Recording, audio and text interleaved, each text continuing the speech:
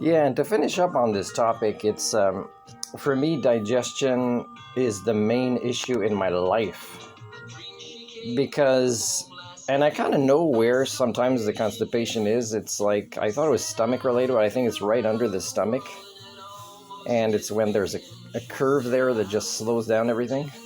And in a way, this could be investigated more with a surgery.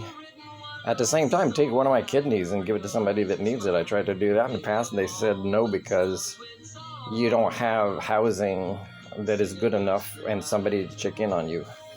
And this is, it's kind of not the best housing in the world, and there are people that can check on me. They're not, I would say, friends, but not based on the definition I use for friends. But anyways, it could still be done, right? Solving the issues. You just got to find a medical care practitioner that cares, right?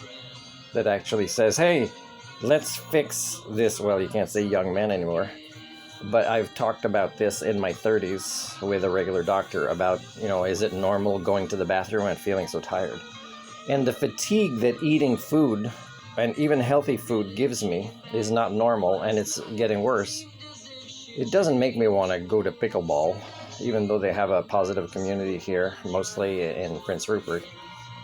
And it doesn't allow me to sing most of the time. Like when I want to record a song for somebody, and let's say I had half a cup of leftovers, it screws me up. I can't breathe properly for singing or for doing sports. And this is not causing depression because my brain can fight depression, but it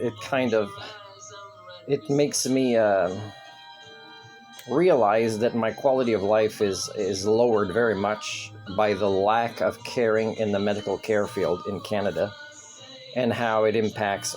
I believe these are solvable issues if we really know how to use science, and we really want to act like a developed country, and have systems of health that benefit everyone in a way that is individualistic, right, based on the whole patient.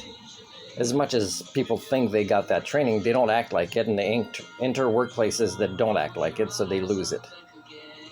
The same thing is, you teach things to kids when they're really young, and then suddenly not only are their peers when they enter middle school or high school acting in different ways, but so are the staff, right? So in a way, who's training people on communities that are healthy and that need to work together with the increasing society, proto-society problems we're having, right? We're hearing a lot about the fires and what's going to happen with the people, but they should follow up. They really should follow up, not just to this year's fires, but from the one before. Talk to a lot of people where their lives are not the same again, as much as they want to do the work to make it so. It's proto-society's barriers that make it that you can't have it.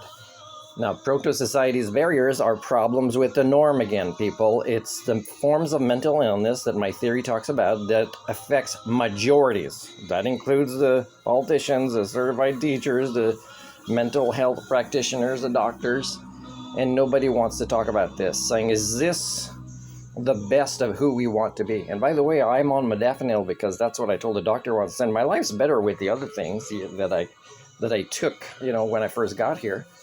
But I think my brain and life can be better.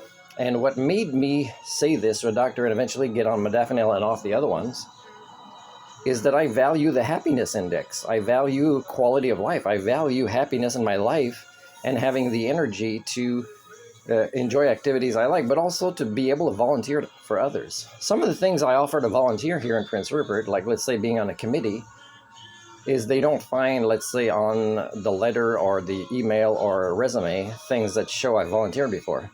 And I have volunteered in many things here. Salvation Army, Acropolis Manor, etc. A lot of places. The Francophone Association. And I could write all these on my resume, but that's just who I am. But you know what's even more impressive about me? Is I've offered to volunteer even more, and you guys refuse. So it's not that I don't, it's that I don't even get to volunteer as much as I want to.